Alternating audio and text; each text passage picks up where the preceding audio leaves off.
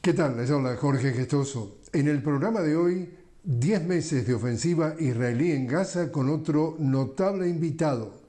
Ismael Jalil, abogado defensor de derechos humanos directamente desde Mendoza.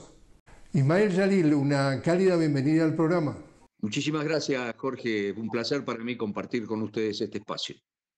Ismael, ¿a qué es lo que le estás poniendo más atención cuando llevan 10 meses de esta ofensiva israelí en Gaza que más y más países, incluyendo Sudáfrica, la han calificado como un genocidio? Jorge, lo primero que quisiera aclarar es que tengo datos actualizados a hoy, a este momento. Los muertos ya ascienden a 38.440 porque hay que sumar los que acaba de cometer el Estado sionista de Israel en la zona de Al-Mawasi y Jan Yunis, que es donde ha habido una incursión en el fin de semana, y también en Al-Shati, que es en el noroccidental de Gaza, donde ahí se provocaron 22 muertes y en Al-Mawasi unos 400 muertos más. Por eso estoy planteando que hoy ya la suma está más cerca de los 40.000 muertos. Hay cerca de 90.000 heridos, 9.700 presos y hay 600.000 desplazados de su lugar de Gaza, eh, que remontan entonces el conflicto no a octubre del año pasado, sino a casi 100 años de una virtual desplazamiento que ha ocasionado el llamado Estado israelí hoy, y que viene de la época en que los ingleses tenían el dominio sobre Palestina y decidieron mandar allí a la gente que provenía del pogrom de Rusia, a los judíos que salían perseguidos de Rusia, y fueron radicados en Palestina. Palestina los aceptó, los recibió, los acogió. Palestina era un país verdaderamente pujante, fecundo, muy culto, era un país donde era un placer enorme poder vivir allí, porque era un país profundamente humanista, con un hondo contenido religioso además, pero también con un ánimo de progreso, una civilización verdaderamente. Israel, o lo que se llamó luego el Estado de Israel,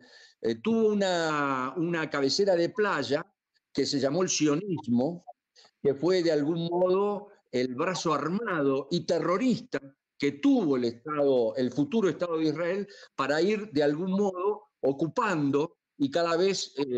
siendo más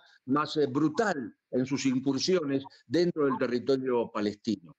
Esta historia nos refiere que hay 26 masacres a lo largo de todo este tiempo sobre la población palestina, 26 masacres, y con un hecho determinante que se produce allí por el fines de la década del 40, que es precisamente cuando Naciones Unidas, a través de una fuerte imposición de los Estados Unidos de Norteamérica, decide la creación del Estado de Israel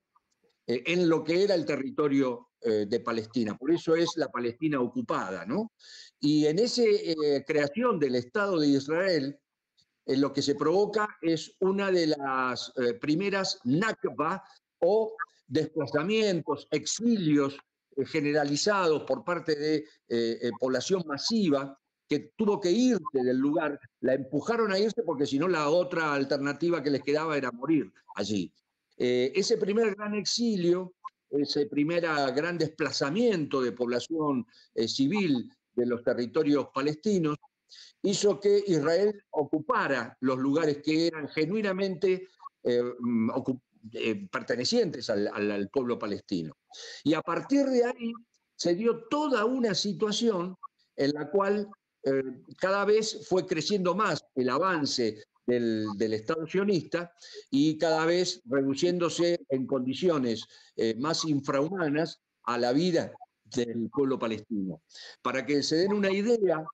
nosotros calificamos a todo ese territorio y sobre todo a la Franja de Gaza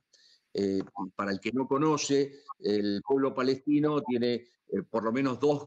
hoy día tiene dos localidades bien definidas, ¿no? Una es Cisjordania y la otra es la Franja de Gaza. Todo lo demás lo fue ocupando Israel. En la Franja de Gaza, que es una franja territorial de más o menos unos 60 por 15 kilómetros cuadrados, durante muchos años se vivió y se vive, hoy ya está siendo completamente destruida, en condiciones de una cárcel a cielo abierto. Es decir, fue considerada, si se quiere, la Franja de Gaza, la cárcel a cielo abierto más grande del mundo, de algún modo manejada por estos carceleros que imitaron a los tremendos y trágicos días del Holocausto, que insisto con esto, si hay alguien que relativiza la Shoah o el Holocausto, la terrible matanza de los nazis sobre la población judía, es sin ningún lugar a dudas el actual gobierno de Netanyahu, el actual gobierno sionista del Estado de Israel, que de ninguna manera debe ser identificada con la población judía. La sagrada condición del judío no puede quedar mancillada por esta barbarie que está cometiendo el Estado de Israel y que lo resume muy bien, Jorge, la denuncia que Sudáfrica practicó ante la Corte Interamericana de Justicia de La Haya en fines del año pasado, donde denuncia a Israel precisamente por prácticas genocidas. Y es ahí donde se cristaliza a nivel internacional esto que cuando vos hiciste la presentación lo hacías correctamente, porque mencionas la palabra genocidio, que esto y no otra cosa, insisto, son casi 40.000 muertos, casi 90.000 heridos, y cuidado, todavía no sabemos la cantidad de gente que está bajo los escombros de un país próspero, de un país extraordinario como lo fue Palestina. Entonces la pregunta, vuelvo a hacértela, Ismael.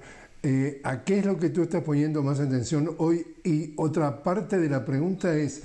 ¿y todo esto sigue y a nivel de este planeta, del globo, del mundo, nadie lo para? Bueno, el tema lo pones en su justa dimensión. Hubo hasta ahora y en los últimos tiempos algunas negociaciones o conversaciones como para poner un alto al fuego, pero que acaba de fracasar nuevamente porque en la medida en que se sentaban a conversar o había algunos contactos para ver si el alto al fuego funcionaba, el Estado sionista de Israel continuó con las matanzas. Por eso yo te ponía al principio la aclaración de lo que había ocurrido hace muy pocas horas en Al-Mawasi y en Al-Shatir, donde se produjeron nuevos actos genocidas, e insisto con esto, es muy poco serio poder hablar de conversaciones de paz si al mismo tiempo que me siento a hablar con el que me está matando, sigue la matanza. Entonces, verdaderamente estamos en un callejón sin salida. ¿Por qué? Porque, entre otras cosas, yo hablé recién de la Corte Interamericana de Justicia, perdón, de la Corte Internacional de Justicia de La Haya y la denuncia de Sudáfrica. La Corte ordenó a Israel, ordenó concretamente a Israel cesar con estas prácticas genocidas. A Israel tampoco le contestó, tampoco lo aceptó, tampoco lo admitió, pese a que reconoce la jurisdicción. Pero aquí es donde aparece el otro costado, que es esta inoperancia, si se quiere, de una Corte Internacional de Justicia que puede dictaminar o fallar o incluso tomar medidas cautelares, medidas provisorias para evitar las masacres, pero que después entra a jugar el peso político de los Estados Unidos de Norteamérica y de Israel dentro de lo que es el concierto de las Naciones Unidas para trabar, y sobre todo el Consejo de Seguridad, donde Estados Unidos tiene su poder de veto, para trabar las decisiones que toman los otros organismos si no es acorde a los intereses de los Estados Unidos y de lo que ellos representan. Bueno, si no las acciones, las conversaciones de paz siguen manchadas por el permanente acoso y por el permanente bombardeo que Israel está haciendo sobre la Palestina, Y, por otro lado, las articulaciones internacionales de los organismos que deberían ser respetados no se respetan ni se llevan adelante, bueno, pues lo único que queda es lo que está ocurriendo hoy a través de esta reorganización de la resistencia palestina, que está llamando a una guerra de desgaste, a una guerra de liberación nacional, de algún modo a resistir, para provocar de algún modo la necesidad de que Israel frene esta avanzada. Esto también tiene su correlato con el desarrollo en otros países de la región, por ejemplo el Líbano, de fuerzas que están preparadas para actuar si Israel sigue haciendo lo que está haciendo, por ejemplo, en el sur del Líbano, y que provoca permanentemente la necesidad de defensa por parte de Hezbollah, que es un partido político del Líbano con representación parlamentaria, o de fuerzas iraníes, a las que también ha atacado, como quedó claro después de los ataques perpetrados sobre el mismo pueblo de Irán, pero también sobre Siria, por ejemplo, ¿no? El ataque a la embajada. Bueno, aquí la situación es de muchísima tensión y me da la impresión a nivel mundial que se está jugando con un juego que puede llegar a quemarnos a todos, ¿no? Realmente. Más allá de insultar la condición humana, porque lo que se está haciendo, como cualquier genocidio, lo que se está haciendo en Palestina es una verdadera injuria que se le está provocando al contexto de la humanidad toda, ¿no? Ismael, te invito a hacer una pequeña pausa. Estamos hablando con Ismael Jalil directamente desde Mendoza sobre es decir, la situación desde el 7 de octubre respecto a la franja de Gaza. Como nos decía Ismael, ya se acercan a 40.000 los palestinos asesinados por lo que ha sido llamado por varios países del mundo el genocidio que está practicando Israel. Enseguida regresamos.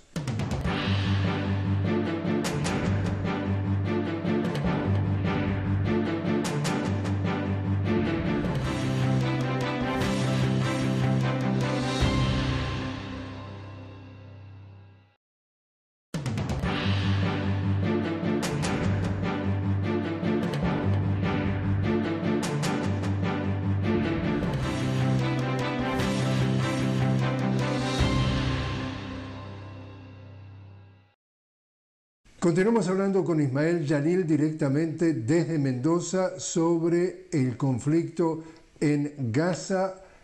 Directamente son más y más países del mundo que lo califican como un genocidio. En América Latina el primero fue Gustavo Petro de Colombia. Ismael, y dentro de lo que está pasando en el gobierno de Israel, ¿qué es tu lectura y qué futuro le ves a ese gobierno y qué impacto, si sigue o si cambia, puede tener en este genocidio que continúe? Bueno, Jorge, naturalmente nosotros creemos que una crisis como la que ya está teniendo hacia adentro del gobierno el Estado sionista de Netanyahu, al mando de Netanyahu, es otro de los factores que puede llegar a repercutir favorablemente si lo que pensamos como favorable naturalmente es la posibilidad de terminar con esta matanza, que es algo que se impone por sobre cualquier otro análisis. Hay que terminar con esta matanza cuanto antes. Ahora, de algún modo, esta resistencia que el pueblo palestino está oponiendo, está generando dentro de lo que es el gobierno de Israel una serie de confrontaciones internas que naturalmente lo va desgastando, porque no pensaron nunca jamás en que iban a llegar a esta altura de los acontecimientos con un despliegue militar de semejante naturaleza, y además con la demanda de tanto tiempo para exterminar a una población, como se lo propuso el Estado sionista. Entonces, hacia adentro de la población empieza a originar graves problemas. Ya lo han tenido hace muy pocos días con los sectores vinculados a la religiosidad ortodoxa judía, que opone enviar a sus hijos al ejército. Esto es un dato no menor, porque esto también destaca el valor que tienen las distintas conformaciones de la comunidad judía y la coherencia que expresan aquellos que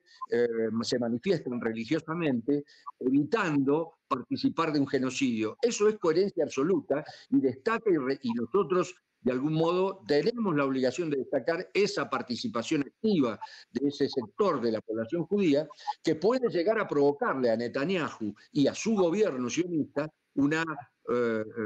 que ya le está provocando, mejor dicho, cierta debilidad que hace que un país atacante, un país que expresa de algún modo los resortes de un genocida, no puede darse el lujo de hacerlo con su frente interno completamente debilitado. Que creo que esto es lo que le está ocurriendo a Netanyahu, esto es lo que le está ocurriendo al Estado sionista y sobre todo esto es lo que está fortaleciendo la resistencia de quienes expresan una guerra de liberación como es Palestina, que se está defendiendo de un ataque verdaderamente vil, porque las excusas que hasta ahora habían dado, que se trataba de un acto de legítima defensa después de los ataques de octubre,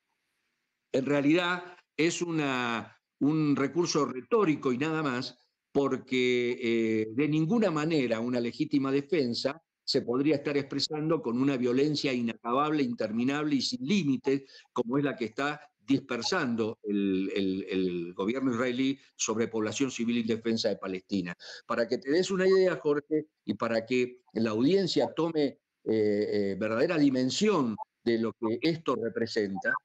el cálculo de los muertos en Palestina habla de que por hora, mueren 2 madres y 4 niños. Quien no se conmueva frente a esto, quien no registre la gravedad, la crueldad de lo que esto implica, verdaderamente no tiene ninguna posibilidad de llamarse ser humano, no es un ser humano. Pero esto grafica correctamente la dimensión de lo que está haciendo. Adentro de Israel hay gente que sí lo advierte y por eso reacciona de esa manera y por eso se empieza a debilitar el gobierno de Netanyahu, ¿no? Sí, se dan las elecciones en Estados Unidos y sí gana quien gane. ¿Ese resultado puede cambiar algo, esta situación entre Israel y Palestina? Yo creo que, te digo con total honestidad, es una percepción, no tengo ningún dato en concreto, pero históricamente Estados Unidos ha jugado un papel preponderante con su aliado principal en la región, que es Israel. Así que yo descarto que cualquier cambio político que se produzca en el gobierno de los Estados Unidos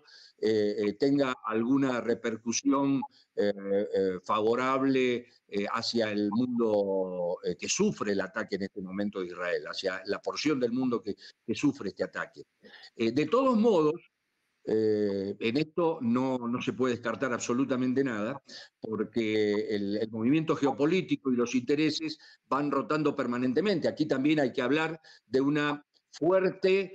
ausencia de los gobernantes del resto de los países árabes que están de algún modo actuando en consonancia, por omisión, si se quiere, están actuando en consonancia con los intereses de los que atacan. Entonces, evidentemente es mucho más compleja la situación. Yo creo que un eventual triunfo del Partido Republicano en Estados Unidos, concretamente de Trump, puede generar algún tipo de situación novedosa, pero francamente no cifro demasiadas expectativas porque en general tienen esto definido como una política de Estado, la alianza con Israel y el ataque permanente a Palestina y quedarse de algún modo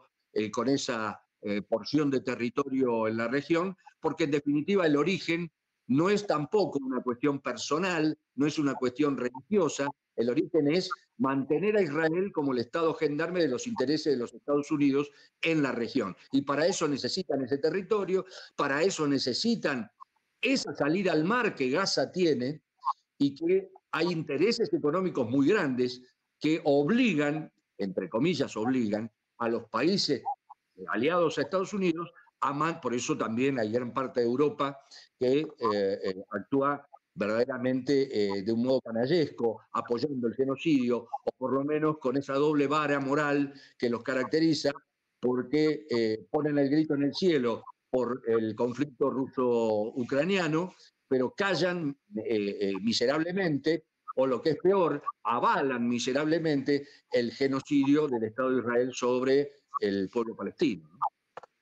Argentina entonces con un nuevo presidente, un ultraderechista que lleva 6 meses en el poder y que ha dicho que uno de sus principales socios, o no sé cómo querés calificar esa palabra, o su relación es con Israel, ha viajado, y tú eres abogado y tú eres defensor de aquellos que están acusados de antisemitismo en la Argentina. Cuéntanos cómo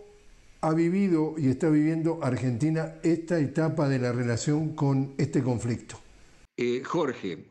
la Argentina desde hace 7 meses está en manos de una coalición, se podría llamar así, que para mucha gente resulta inexplicable, un país que tenía y tiene el logro de una campaña por los derechos humanos y una defensa de los derechos humanos después de haber vivido la tragedia de la dictadura militar en los años 70, y que ha hecho de los derechos humanos uno de sus principales logros en la última etapa del ejercicio democrático,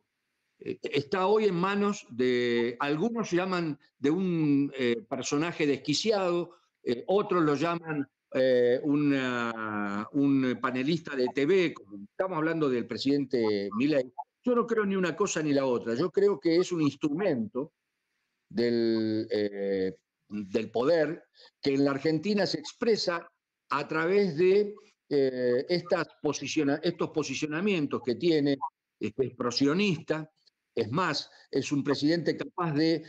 fotografiarse con la bandera de Israel, con la bandera estadounidense, y relativizar y ridiculizar inclusive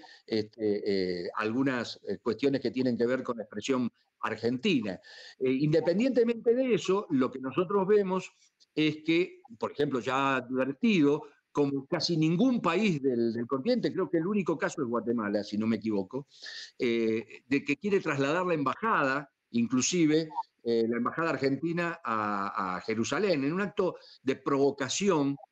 porque todos sabemos cuál es el estatus de Jerusalén y lo que es preciado para las 3 religiones universales, esa condición de Jerusalén, que quiere ser manchada, que ya fue manchada en su momento por Trump, y que ahora Milei les está ofreciendo de algún modo